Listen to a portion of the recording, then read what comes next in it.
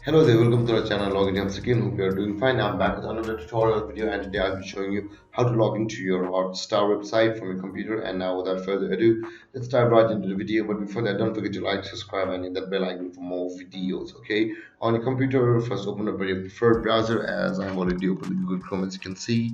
And on the search bar, click over there and type in hotstar.com like this, and hit enter. And you can see the login option available over here on the top right corner of your computer or your phone or desktop. Click over there, and either you can choose to log in to the Hotstar website by typing your number over here and entering your password in another step, or you can directly log in to your email over here.